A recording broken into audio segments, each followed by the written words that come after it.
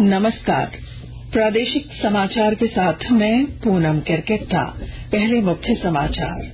प्रधानमंत्री नरेंद्र मोदी ने राष्ट्रीय सिकल सेल एनीमिया उन्मूलन अभियान की शुरुआत की। कहा, वर्ष 2047 तक देश को इस बीमारी से मुक्ति दिलाने का है संकल्प। भारतीय प्रबंधन संस्थान रांची के 12वें दीक्षांत समारोह में राज्यसभा के उपसभापति श्री हरिवंश ने विद्यार्थियों को प्रदान की उपाधि। केंद्रीय मंत्री भूपेंद्र यादव ने रांची में योगदा सत्संग शैक्षणिक परिसर में नवनिर्मित सभा भवन, बहुउद्देशीय कक्ष और एक नए विद्यालय भवन का किया उद्घाटन। और हजारीबाग में प्रदेश भाजपा की प्रमंडलीय बैठक आयोजित। डॉक्टर दिनेशानंद गोस्वामी ने कहा, महाजनसंपर्क अभियान चुनाव के लिए बनेगा मील का पत्थर। 10 जुलाई तक अभियान का हुआ विस्तार। और अब समाचार विस्तार से। प्रधानमंत्री नरेंद्र मोदी ने आज मध्य प्रदेश के शहडोल में राष्ट्रीय सिकल सेल एनीमिया उन्मूलन मिशन का शुभारंभ किया। इस मौके पर प्रधानमंत्री ने कहा कि यह ऐसी बीमारी है जो पीड़ित के साथ साथ पूरे परिवार को भी बिखेर देती है। उनकी सरकार ने इस बीमारी से लोगों को निजात दिलाने का संकल्प लिया है। उन्होंने वर्ष 2047 तक सिकल सेल से मुक्ति दिलाने की प्रतिबद्धता दोहराई। सिकल सेल एनीमिया जैसी बीमारी बहुत कष्टदायी होती है। ये बीमारी परिवारों को भी बिखेर देती है। लेकिन दुर्भाग्य की बात है कि पिछले 70 सालों में इससे निपटने के लिए कोई ठोस प्लान नहीं बनाया गया। ये हमारे लिए संवेदनशीलता का विषय है। सिकल सेल एनीमिया से मुक्ति का यह अभियान अमृतकाल का प्रमुख मिशन बनेगा।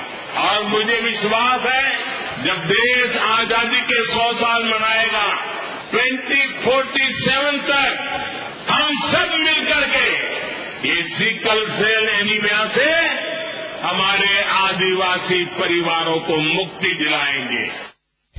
इस मौके पर प्रधानमंत्री ने शहडोल जिले के पकरिया गांव में जनजातीय समुदाय के नेताओं और स्वयं सहायता समूह के सदस्यों के साथ संवाद भी किया।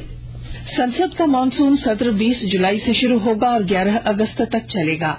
23 दिनों तक चलने वाले मानसून सत्र में कुल 18 बैठकें होंगी। संसदीय कार्यमंत्री प्रहलाद जोशी ने ट्वीट कर इसकी जानकारी दी। श्री जोशी ने सभी राजनीतिक दलों से मानसून सत्र में सक्रिय भागीदारी निभाने और विधायी मामलों तथा अन्य मुद्दों पर सार्थक चर्चा करने की अपील की है। गुमला जिला पुलिस ने प्रतिबंधित उग्रवादी संगठन पीएलएफआई सब जोनल कमांडर राजेश गोप उर्फ टाइगर के दस्ते के 3 सक्रिय सदस्यों को हथियार के साथ गिरफ्तार किया है। यह जानकारी प्रभारी अनुमंडल पुलिस पदाधिकारी विकास आनंद लगुरी ने दी। भारतीय प्रबंधन संस्थान रांची ने आज 12वां दीक्षांत समारोह का आयोजन किया। इस दौरान एमबीए 2021-2023 सत्र के 395 विद्यार्थियों को उपाधियां प्रदान की गयी। मौके पर मुख्य अतिथि राज्यसभा के उपसभापति श्री हरिवंश ने विद्यार्थियों को उपाधि और मेडल प्रदान किए। इस दौरान कुछ विद्यार्थियों को डॉक्टरेट की भी उपाधि दी गयी। गुमला जिले में ट्राइफेड और जिला प्रशासन की ओर से आज ट्राइबल आर्टिजन मेले का आयोजन किया गया।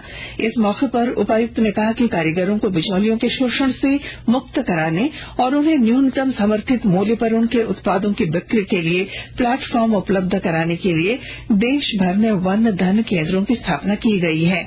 उन्होंने गुमला के जनजातीय कलाकारों को इन केंद्रों से जुड़ने को कहा। उन्होंने कहा कि जिले में मड़ुआ की खेती को लेकर एक अच्छा माहौल बना है। उन्होंने जिले के जनजातीय किसानों को मड़ुए की खेती करने पर जोर दिया। शिक्षा विभाग के सर्वेक्षण में हजारीबाग जिले में 314 बच्चे ड्रॉप आउट चिन्हित किए गए हैं। विस्तृत जानकारी दे रहे हैं हमारे संवाददाता। शिक्षा विभाग के सर्वेक्षण में हजारीबाग जिले में 314 बच्चे ड्रॉप आउट चिन्हित हुए हैं। कटकम सांडी प्रखंड में सर्वाधिक 85 और कटकम दाग में सबसे कम 6 नौनिहाल स्कूल से बाहर हैं। जिले के 5 प्रखंड चुरचू, बड़का गांव, बरकट्ठा, टाटीझरिया और चलकुस्सा में एक भी बच्चा ड्रॉप आउट नहीं मिला है। कटकम सांडी के बाद दूसरे स्थान में सर्वाधिक डाली प्रखंड में 49 बच्चे स्कूल से बाहर बाहर हैं। हजारीबाग जिले में कुल 16 प्रखंड में विष्णुगढ़ में 44, चौपारण में 37, कीड़ीडारे में 21, हजारीबाग शहर में 20, बरही में 17, पदमा में 13 और दारू में 7 बच्चे ड्रॉप आउट पाए गए हैं।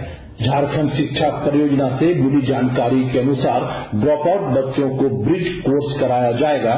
उनकी उम्र सीमा के अनुसार उनका नामांकन संबंधित कक्षा में कर उनकी पिछली पढ़ाई ब्रिज कोर्स के माध्यम से अतिरिक्त कक्षाएं संचालित कर पूरी की जाएगी। अभी हजारीबाग जिला समेत राज्य भर में ड्रॉप आउट या अनामांकित बच्चों के लिए बैक टू कैंपेन स्कूल रुआर कार्यक्रम चल रहा है। रुआर संथाली शब्द है जिसमें वापस यानी लौटना कहते हैं। इस अभियान 22 जून से शुरू हुआ है जो 15 जून तक चलेगा। जरूरत है बच्चों के माता पिता इस अभियान में हिस्सा लें। वैसे बच्चे जो स्कूल जाना छोड़ चुके हैं उन्हें फिर से विद्यालय भेजें। गौरव प्रकाश, आकाशवाणी समाचार, हजारीबाग। आकाशवाणी के ताजा तरीन समाचारों के लिए आप हमारी वेबसाइट newsonair.com पर लॉग ऑन कर सकते हैं। ताजा समाचार Twitter handle @AIR news alerts और Facebook page All India Radio news पर भी उपलब्ध है। आप प्रादेशिक समाचार एकांश के Twitter handle @AIR news _Ranchi और फेसबुक, इंस्टाग्राम पेज तथा YouTube channel AIR news Ranchi पर भी हमारे बुलेटिन सुन सकते हैं। प्रादेशिक समाचार आप आकाशवाणी रांची से सुन रहे हैं।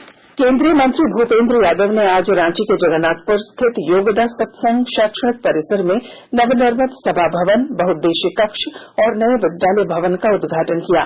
केंद्र सरकार ने इन भवनों के निर्माण के लिए 8 करोड़ रुपए की स्वीकृति दी थी। यहां निर्धन और जरूरतमंद बच्चों को गुणवत्तायुक्त सभी शैक्षणिक सुविधाएं उपलब्ध कराई जाएंगी। हजारीबाग में आज प्रदेश भाजपा ने एक दिवसीय प्रमंडलीय बैठक का आयोजन किया। इस दौरान भाजपा नेता डॉक्टर दिनेशानंद गोस्वामी ने बताया कि महाजनसंपर्क अभियान की सफलता को देखते हुए राष्ट्रीय अध्यक्ष जेपी नड्डा के निर्देश पर अभियान की अवधि 10 जुलाई तक बढ़ा दी गई है। डॉक्टर गोस्वामी ने कार्यकर्ताओं से आग्रह किया कि घर घर जाकर लोगों को केंद्र की एनडीए सरकार की 9 साल की उपलब्धियों की जानकारी दें। डॉक्टर गोस्वामी ने कहा कि यह जनसंपर्क अभियान 2024 के लोकसभा और विधानसभा चुनाव के लिए मील का पत्थर साबित होगा। बैठक में केंद्रीय शिक्षा राज्य मंत्री अन्नपूर्णा देवी, सांसद जयंत सिन्हा, मांडू विधायक जेपी पटेल, बोकारो विधायक विरंची नारायण, कोडरमा विधायक नीरा यादव, निरसा विधायक अपर्णा सेन गुप्ता, पूर्व सांसद गिरिडीह रविन्द्र पांडे, पूर्व सांसद रविन्द्र राय समेत कई भाजपा नेता और कार्यकर्ता मौजूद थे। कुछ संक्षिप्त खबरें। धनबाद स्थित IIT-ISM के निदेशक प्रोफेसर राजीव शेखर का कार्यकाल समाप्त होने के बाद IIT-ISM के सीनियर प्रोफेसर जेके पटनायक को कार्यवाहक निदेशक बनाया गया है। जमशेदपुर के सीताराम देरा थाना अंतर्गत आदिवासी उच्च विद्यालय की कक्षा 9 की छात्रा ऋतिका त्रिवेदी को स्कूल में बेहोश होने के बाद इलाज के लिए MGM अस्पताल में भर्ती कराया गया, जहां चिकित्सकों ने उसे मृत घोषित कर दिया।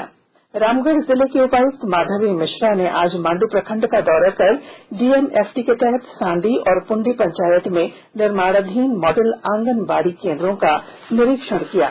लोहरदगा के उपायुक्त डॉक्टर वाघमारी प्रसाद कृष्ण ने आज भारत स्काउट एवं गाइड के 186 बच्चों को प्रमाण पत्र वितरित किया। लोहरदगा में डॉक्टर्स डे पर जिला विधिक सेवा प्राधिकार की ओर से रक्तदान सह स्वास्थ्य जांच शिविर का आयोजन किया गया। और मौसम विभाग ने राज्य के अधिकांश हिस्सों में अगले 3 दिनों तक हल्के और मध्यम दर्जे की बारिश का पूर्वानुमान जारी किया है। इधर गढ़वा जिले में जून महीने में पूर्वानुमान से 14.3% अधिक वर्षा दर्ज की गई है। कृषि विज्ञान केंद्र ने बताया है कि आगे भी मानसून सामान्य रहने का पूर्वानुमान है। और बुलेटिन के आखिर में मुख्य समाचार। प्रधानमंत्री नरेंद्र मोदी ने राष्ट्रीय सिकल सेल एनीमिया उन्मूलन अभियान की शुरुआत की। कहा, वर्ष 2047 तक देश को इस बीमारी से मुक्ति दिलाने का है संकल्प। भारतीय प्रबंधन संस्थान रांची के 12वें दीक्षांत समारोह में राज्यसभा के उपसभापति हरिवंश ने विद्यार्थियों को प्रदान की उपाधि। केंद्रीय मंत्री भूपेंद्र यादव ने रांची में योगदा सत्संग शैक्षणिक परिसर में नवनिर्मित सभा भवन, बहुउद्देशीय कक्ष और एक नए विद्यालय भवन का किया उद्घाटन। और हजारीबाग में प्रदेश भाजपा की प्रमंडलीय बैठक आयोजित। डॉ दिनेशानंद गोस्वामी ने कहा, महाजनसंपर्क अभियान चुनाव के लिए बनेगा मील का पत्थर। 10 जुलाई तक अभियान का हुआ विस्तार। और इसके साथ ही आकाशवाणी रांची से प्रादेशिक समाचार का ये बुलेटिन समाप्त हुआ। नमस्कार।